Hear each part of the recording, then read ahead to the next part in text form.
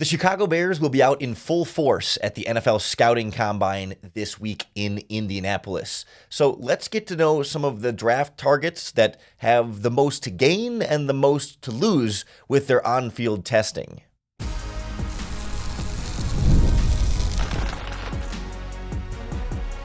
You are Locked On Bears, your daily Chicago Bears podcast. Part of the Locked On Podcast Network, your team every day. This is Locked On Bears, and I'm your host, Lauren Cox. I'm here to bring you your daily, in-depth Chicago Bears news and analysis. You can follow me on Twitter at CoxSports1, and you can follow the podcast at Locked On Bears on TikTok, Instagram, Facebook, Twitter, and the Locked On Bears YouTube channel, where you can keep up with all of our video podcasts as well. Thanks for making Locked On Bears your first listen today. We're part of the Locked On Podcast Network, your team every day. On the show today, I want to go in depth on some of the Bears draft targets that we should be watching for at the NFL Scouting Combine. Obviously, an event focused on athletic, physical traits more than just, the film and the X's and O's and all that stuff. But I want to look at this in the context of the new Bears coaches as well. Who Dennis Allen has drafted on the defensive line before, and what that can tell us about the defensive lineman he may go after in this year's draft. And same thing for offensive line coach Dan Ruchar, who was offensive line coach for the Saints when they drafted some big-name offensive linemen. And there's some things we can try and pull from what these coaches have maybe preferred or not preferred in the past to determine what we should be watching for now in the present. And then we'll also go into some of the other speedy skill position athletic playmakers that the Bears may want to keep tabs on this week when they're running their drills. But I really want to sit down and go through Dennis Allen's draft picks as a defensive coordinator for the New Orleans Saints and then head coach for the New Orleans Saints. In there, we had a good decade of Dennis Allen drafts to go through and see, are there trends in the types of players he prefers? At least in terms of how these guys performed at the combine. Does he draft defensive linemen that run fast in the 40-yard dash? Or does he like guys that have, high broad jumps and vertical jumps for explosiveness, or quick three cones? Or is there any sort of correlation or combination of traits and preferences here that really pin down Dennis Allen? And you might be surprised to hear that doesn't really seem to be the case, specifically with these defensive linemen. I didn't go through cornerbacks and linebackers and other positions that the Bears aren't going to draft early, but I really want to see, defensive ends, defensive tackles. Does he have a type in the NFL draft? We know that generally there tends to be a preference towards bigger, longer defensive ends, but that hasn't necessarily been universal in the NFL draft in terms of prospects that he has preferred here. So if you look, he's drafted, I think, 7 different defensive ends, but 4 of them in the first 3 rounds of previous drafts. 2 years ago, Isaiah Foskey from Notre Dame. In 2021, it was Peyton Turner from Houston in the first round. 2018, Marcus Davenport was a 6th-round pick for them. 2017, Trey Hendrickson was a 3rd-round pick for them. And then in 2015, they also took Haloi Kikaha and Davis Tull in the 2nd and 5th rounds of those drafts. I tend to put a little bit more stock in the earlier draft picks as far as things that are identifying trends here. But it's not as though every defensive end he's drafted has been huge. He took Davis Tull in the 5th round in 2015. He was 246 pounds. And even Al-Qadim Muhammad at 253, is not the biggest, bulkiest Cam Jordan style of defensive end that you might expect based on sort of the reputation that he brings in. And athletically, you've got kind of a wide range of guys in the broad jump and the 40-yard dash. I mean, some guys like Tull ran 4.59. Marcus Davenport ran a 4.58. Foskey ran a 4.58, a little bit on the faster side. But then Al-Qadim Muhammad was slower in the 40-yard dash. And Haloi Kikaha was also slower in the 40-yard dash. Trey Hendrickson, average-ish in the 40-yard dash. Across the board, you've got guys with fast 3-cone times, guys with slower 3-cone times, guys with faster short shuttles, guys with slower short shuttles, broad jumps up. I mean, the defensive ends don't have any real trend for Dennis Allen preferring a specific set of metrics or measurables. So I think that bodes well for leaving the options open in the combine this year. Same thing is going to be true for the defensive tackle position. not really any strong correlations here between size and speed. And a few of the guys that they drafted at defensive tackle didn't actually perform at the NFL Scouting Combine. But the headliners were Brian Bresee in 2023, their first-round pick from Clemson. Sheldon Rankins in 2016 was a first-round pick for them. And then in 2016, in the fourth round, they also took David Onyemata. All three of those guys have been productive NFL players. And among them, somebody like Sheldon Rankins is on the shorter side. I think he's just like 6'1" and change, 6'2" in that range. Whereas you've got like Brian Bresee is 6'5" and is much bigger defensive end or defensive tackle in that regard. They've drafted mostly three techniques, but they've gotten some nose tackles in there as well. None of these guys were elite in the 40-yard dash or elite on the bench press. The vertical jumps and broad jumps are just, they're fine. They're all kind of in the same range. Onyemata was a little bit faster in the three cone than the others, but some of the other guys were a little bit slower. Like it's not a very clear preference that you have to be a particular physical freak. I think Dennis Allen, when it comes to the defensive line at least, is going to just look for the most talented players and rely on the tape more than the measurables from an NFL Combine standpoint, from the on-field drills. So in that regard, the Combine performance this week for the defensive line might not shape a ton of, the Bears' evaluation of them. But I do think there's three guys to keep an eye on that are all kind of in a similar range in the draft, that are all athletic, freak athlete defensive ends that kind of have to separate themselves as far as who is the most athletic, freakiest, who's the fastest of these guys? Can they distance themselves from a draft standpoint and say, oh, well, actually, turns out this guy was faster and more athletic than the other two, so maybe that moves him up some teams' draft boards, or if one of these guys isn't as athletic testing as they looked on tape, maybe that can move down. But the three of them are Michael Williams from Georgia, Shamar Stewart from Texas A&M, and James Pierce from Tennessee. Pierce in particular is interesting because he has a lot more production than the other two, has been clearly the most consistent pass rusher of the three names I just said. But there seem to be a lot of off-field questions and red flags for James Pierce, that murmurs are that he's not going to go as early as people think based on the tape because there's these red flags off the field. And so that's a really important part of the Combine for him, is just going to be these away from the drills interviews. He's going to meet with the Bears and pretty much every team at the Combine, and they're going to be able to ask questions about his background and all the information they've dug up and try and answer some of those red flags to either get some peace about it or maybe reaffirm that, maybe they don't want to draft a player like that. This is going to be a really important week for Pierce, not as much in the drills as it is off the field. But somebody like Shamar Stewart from Texas A&M had particularly low production. He didn't have a ton of sacks. And so if he can come to the Combine and be an absolute freak of nature, because he's super tall, super big, super strong, and super fast. He's an athletic freak. And guys his size don't typically move that well. And if he can test that well, then it'll be easier for teams to overlook the production and say, oh, well, we can turn him into a great pass rusher. No worries about it. He's got all the physical tools. Our coaches will do the rest and get more out of him than he got at Texas A&M.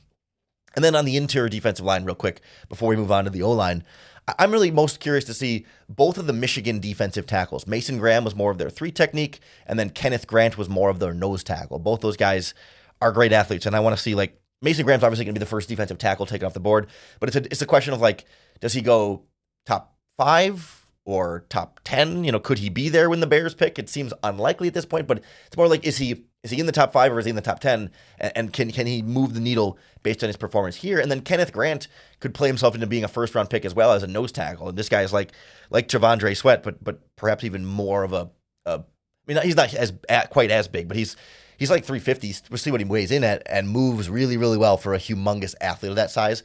And I wonder if a big Combine could get him into the first round as well. So the Combine for me is about differentiating players that might be close or sort of fine-tuning where exactly their draft range might lie based on the athletic testing as a complement to the tape already doing most of the work and most of the evaluations. Some of these measurements are going to go a long way, though, for the offensive linemen, for some of whom kind of fit in some hybrid roles. Is he going to be a tackle in the NFL? Is he going to be a guard in the NFL? And where might the Bears play a player like that at the next level? We'll go through what the Bears offensive line coach may prefer among offensive line prospects and which guys' measurements and performance can really kind of shape what their NFL future looks like next on Locked On Bears.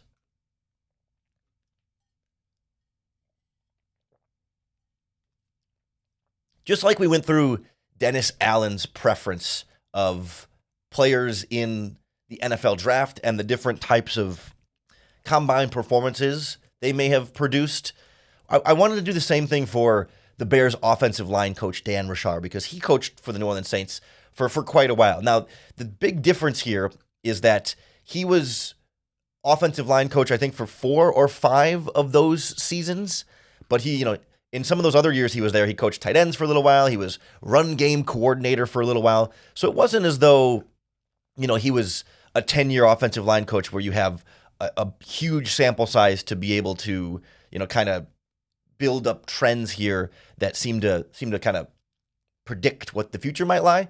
But they did use a number of premium draft picks on offensive line while Dan Richard was offensive line coach. And I think there's a couple of things we can start to pull from how they approach the offensive line, with the caveat that it is a really small sample size. And so I wouldn't say therefore this guarantees the Bears are going to prefer X, Y, or Z. It just sort of is a means of saying hey, this might be something to keep an eye on in this year's draft with a new coaching staff as we learn how they might want to approach things. So for the Saints during the Dan Richard offensive line coach era, they used first-round pick on Cesar Ruiz, the center. They used a first-round pick on Ryan Ramczyk, the offensive tackle from Wisconsin. A second-round pick on Eric McCoy, who ended up playing interior offensive line, and Will Clapp as well, who's been a starting center in the NFL. And then the only other draft pick was a bust for them in the 4th round, Rick Leonard in 2018. Not a name I had heard of, or I'm assuming no one has heard of, but that's okay. It at least gives us a couple of different things we can check in on with these groups. One, arm length hasn't necessarily been that big of a deal for Dan Richard's offensive line. And it's worth keeping in mind here that as we get farther away from the head coach position and the GM position, probably the less say the coach has here, right? Ryan Poles is going to have certain preferences at these positions too, and he's not just going to take whoever the coach wants. There's going to be a back and forth here. So just because the Saints did it this way doesn't mean Ryan Poles is also going to do it this way. But Cesar Ruiz and Eric McCoy, both on the low end of arm length. Obviously, they're already interior players, but there hasn't seemed to be a huge preference there. Rick Leonard, the offensive tackle they took in the 4th round I mentioned earlier, super short arms for an offensive tackle. And worth noting, they let him play offensive tackle. They drafted him, and they moved him. They had him play some guard, but also had him play some tackle throughout his career, despite having, I think, 32-inch arms. So when we talk about some of the draft prospects in this draft that are played offensive tackle in college, but might have to kick inside the guard due to length, that hasn't necessarily been an automatic move for Dan Richard in the past. Now, Ryan Ramczyk had plenty long arms. It's not like they don't like length, but it's not as though length is a deal breaker from past experience with Richard working on this offensive line. These have been guys who have generally performed pretty well in the 40-yard dash, believe it or not. It's not as though it's that important, but if we're kind of looking for trends here, and the 3-cone is also something that, as far as percentiles go, that there's been some athletes that don't move as well laterally in the 3-cone, but are a little bit faster in the 40-yard dash.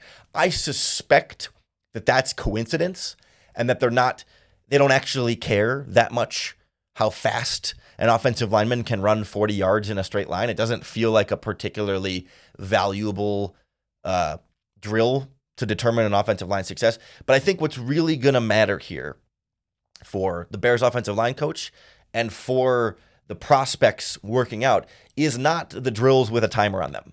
It's not going to be about the 40-yard dash for them. It's not going to be about the broad jump or the vertical jump. It's the on-field drills where they're doing footwork, like the offensive line specific drills. You know how the wide receivers do those drills where they run across the field and catch balls and put them down, right? And the quarterbacks throw in their own quarterback drills.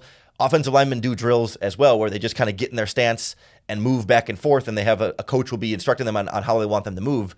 Those are going to be the drills that matter most to the prospects, and I think to this Bears coaching staff evaluating the offensive line. Because in this draft, you've got 4 guys at the top here that played tackle in college and might be able to play tackle in the NFL, or teams might want to move them inside to guard if they don't feel like they can consistently win outside of tackle against NFL defensive ends. It's a couple names we've probably heard a lot in Bears mock drafts. Will Campbell from LSU, Kelvin Banks from Texas, Armand Membo from Missouri, and then Marcus Mbow from Purdue. Some of those guys are more likely to go to guard than others, but I think for the Bears, the determination is not going to be, well, his arm length is this, so we're going to make him a guard.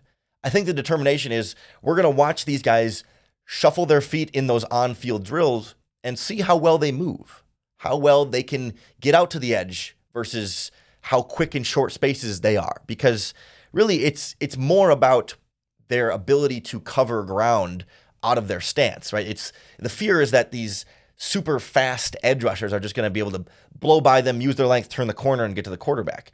But if this guy has, maybe his arms are, say Will Campbell from LSU, maybe his arms are slightly short. We'll get exact measurements here from the combine. Say they're a little shorter than you might like, but if he moves really well and can get out in front, like he can make up for some of that lack of arm length. Whereas if there's a player whose arms are short and he's not really that quick out of his stance and can't get out in space and look like that fluid, athletic tackle prospect, well, then that probably tells you more likely that he's going to be inside at guard, because at guard, right, there's just less room for the opposing pass rusher to work, and it's usually, defensive tackle is going to be a little bit slower. You don't have to be as fast, as agile at guard as you do at tackle to stay in front of the more athletic defensive ends. So for me, for the likes of Will Campbell and Kelvin Banks and Membos and stuff, like it's more about how they move in those drills than it's going to be in those drills. Then it's going to be their measured arm length or their measured 40-yard dash or their measured 3-cone. Like those aren't going to be as big of a deal. So try not to get too caught up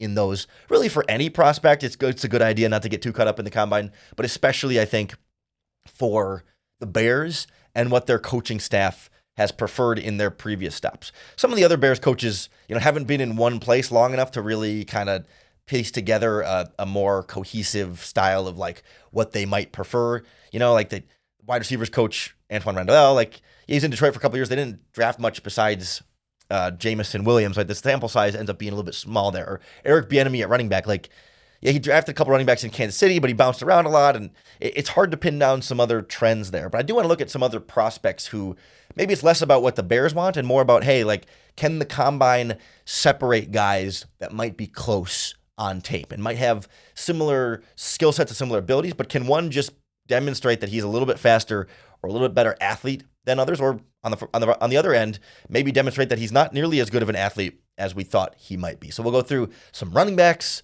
some number 2 tight ends to replace Gerald Everett, and maybe even the safety position I want to touch on briefly here. Next on Locked On Bears.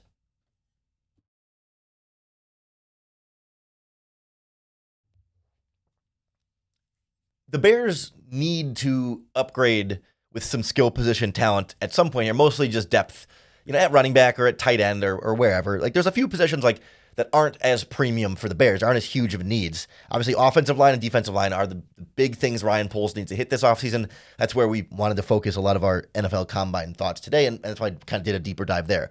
But I also want to look at hey, part of the fun of the Combine is seeing the really fast guys, the super freak athletes, where it's the big guys are fast for their size, but you want to see the guy jump out the gym or outrun everybody. That's going to be more the skill position players. And so I want to put this in context of a couple different positions. One, running back has been a popular conversation with Ashton Jeanty from Boise State as a potential pick for the Chicago Bears. I think we all kind of know he's great, and whatever he does at the Combine isn't really going to have that much of an impact. Like he's clearly the number 1 running back in this draft class. No one's really going to unseat him for that, and he's going to be a first-round pick, hands down. The other running backs, though, are definitely a little bit more up in the air, competing for who's going to be the second running back taken in this draft. And maybe even more specifically, can another running back play himself into the first round? I've seen other draft analysts have multiple running backs going in this first round. So it's certainly not out of the question, and a big combine performance might be able to do so. 2 names to keep an eye on there, really kind of going head-to-head here. Travion Henderson from Ohio State and Omarion Hampton from North Carolina. Both of those guys have home run hitting ability and can take it all the way. So I want to see, does one emerge as definitively faster than the other in the 40-yard dash? Does one look quicker in the 3-cone and other movement drills on the field? Is it more, can one jump out of the gym a little bit more explosively and show you wow, that guy can burst from a flat-footed stance? Those are the kind of ways that those players start to differentiate each other. And it cannot be that one has a better combine than the other, so throw out whatever you saw on tape. Like, of course, if you evaluate, like, I've seen people with these two prospects above and below each other in different orders here. If your tape shows you that Henderson's the guy, like, if then Hampton has a better combine, you're not going to go back and say, well, let's raise Hampton up and move Henderson down. It shouldn't be that strong of a delineation, but still, it's a measurement point to kind of say if these guys are really neck and neck for you, and one is just like, man, one is clearly the better athlete at the combine, well, that can be a tiebreaker type of differentiation here. Same thing is true at tight end. Very similar dynamic where it's like there's clearly a top tight end in this draft, and then everyone else is kind of competing for second and third. Tyler Warren from Penn State is going to be a first-round pick. He's going to be the first tight end taken in this draft, super productive, etc. But then you've got like a trio of elite athletes that are just like these pass-catching weapons with varying amounts of production, but guys who look like they have all of the physical tools. You can't teach a tight end to run and move like that, but you can teach him to block a little bit better, or you can teach him to run routes a little bit better, or whatever it might be. But it's Harold Fannin from Bowling Green, Elijah Arroyo from Miami, and then Colston Loveland from Michigan. Another set of three where you go through three different big boards, and you might see the three of them in three different orders. Here, Fannin was the number one most productive tight end in college football, set records for his production at Bowling Green this past season. Arroyo was a standout at the NFL scouting, at the Senior Bowl down in Mobile. Fannin was all right there too, but I was underwhelmed by Fannin at the Senior Bowl, but Arroyo made some nice plays, and he looks like a oversized wide receiver there. And then Colston Loveland at Michigan, same kind of conversation, like do-it-all athlete who's big, strong, long, fast, can run up and down the field. Like, all three of these guys fit a similar style of tight end. They're certainly not all exactly the same. I don't want to like oversimplify it by saying these three guys are all exactly the same, because they have differences for sure. But can one of them emerge among the three as like the best of those athletes, where a team can say, okay, well, maybe Harold Fannin had more production, but Arroyo or Loveland or whoever was clearly, bigger jumps, faster dash, looked more fluid in the open field drills. And obviously the interviews are going to be a big part of that conversation as well. Like, those guys to me are really going to be interesting players to keep tabs on here at the tight end position. A couple of running backs I forgot to mention here as well. Bashul Tutin from Virginia Tech and Brashard Smith from SMU are both guys I'm really excited to see run in the 40-yard dash. Like, there's so many of these good athletic weapons this year that the Bears are not in a position to use early draft picks on a tight end. Always best player available, but like first and second round picks on a tight end, you got bigger fish to fry right now. And if it's not Ashton Genty in the first round, I don't know that a second round pick on a running back is exactly what the Bears need to do right now either. But if somebody like Tutin from Virginia Tech or Smith from SMU or even like Loveland from Michigan or Arroyo, like if they fall in the third or the fifth round, I mean, that might be far for any of these guys, but like if you can get one of these kind of toolsy athletes later on, because we're talking about a number 2 tight end or like a rotational running back. These don't need to be starting caliber players you're drafting. These don't need to be guys who are going to play 1,000 snaps their first season. They'll rotate in off the bench. You can carve out a smaller role for them and have them develop so that in a year or two they can keep playing bigger and bigger roles in your offense. But you've got starters at tight end and running back. You've got talent at both spots. You don't need these guys to be truly special players right away year one. So if you want to take more of the athletic freak who's maybe a little bit more of a project or whatever it might be, like, you have the luxury to be able to do that, preferably later in the draft, while you use those earlier picks on the offensive and defensive line, ideally, if those are the best players still on the board at those picks. The last position I want to touch on briefly here is safety. Moving back to the defensive side of the ball, where we again have some Dennis Allen data here on safeties, and I regret to inform you that it's not even so much that like there's not a trend. It's that the trend is that the safeties they've drafted in New Orleans under Dennis Allen, none of them have been impressive athletes. They've all been like average to below average at the NFL scouting combine. So like safeties they drafted Chauncey Gardner-Johnson in the 4th round in 2019, Natrell Jamerson from Wisconsin in the 5th round in 2018, Marcus Williams from Utah in the 2nd round in 2017, and Von Bell from Ohio State. Like, all of these guys ranked in the 50th percentile or lower in height and weight and speed and bench press and vertical jump and rod jump. Like, these are wholly unimpressive athletes. And Jamerson ran a 4.4, but everyone else was like, 4.5s range there. And Jamerson was probably the best athlete of any of them, but a 4th-round pick that didn't really end up doing much for them. But the short shuttles are all pretty average. The broad jumps are all pretty average. So it's not to say that the Bears prefer bad athletes at safety. They're not bad athletes because they're good athletes, but they're just not great athletes. But it's not that the Bears prefer lower athletic testing. It's that that doesn't really matter to them at all. I mean, all these guys, they weren't aggressively slow, right? It wasn't as though these guys were at the bottom of the list. It's not it's not like these were the slowest safeties at the combine. It's just 4.53 for Von Bell, 4.56 for Marcus Williams. Chauncey Gardner-Johnson ran a 4.48. These guys are all within, a tenth of a second of each other in the same range. They're all in, 5'10 to 6'2 range. They all weigh about, 195 to 210 in that kind of range. They all jumped about 35, 36 inches here. Each drill, there might be an off, an exception to, okay, Marcus Williams jumped pretty high in the vertical and the broad, but the other guys weren't that special. So to me, it's very much don't worry about the athletic testing of the safeties. If there's a guy out there that's just kind of okay, then it should be fine. And you don't have to worry too much about the Bears having to get a particularly special player at the safety position. So you can kind of have an open mind and say, hey, look and see who's out there, but the tape is going to guide the safety evaluation, I think, a lot more than the athletic testing. They don't need it to be this freaky, athletic, rangy guy who can, cover Tyreek Hill all the way down the sideline in man coverage. It's a safety. They have to have enough speed, right? You can't be too slow. But, if you can cover the back end, you'll be fine there. And even if you're up in the box, same kind of thing. No real strong delineations at the safety position. So hopefully that starts to give you a better sense of what to watch for and maybe what not to watch for in some sense of where your attention is best focused in this NFL scouting combine. It should be fun. I think you're going to see some movement on big boards, especially I think these defensive ends that are super athletes people are going to really rave about them. And if any of these offensive tackles really stand out, they're going to move up in mock drafts as well. So brace yourself because it's a wild time. We will hear from Ryan Poles and Ben Johnson as this podcast comes out. So we'll play the best clips from them on tomorrow's podcast. I'm going to be in Indianapolis. I'm flying to Indianapolis after this podcast is being recorded, and I'll be in Indianapolis all week to talk combine, to hear from Ryan Poles and Ben Johnson, get some questions in there, and we'll also hear from some prospects this week as well. So a lot to break down all week long on the Locked On Bears podcast. Make sure you hit the subscribe button on YouTube or wherever you listen to podcasts, because that's going to be the best way to keep up with all of our daily, in-depth Chicago Bears news and analysis.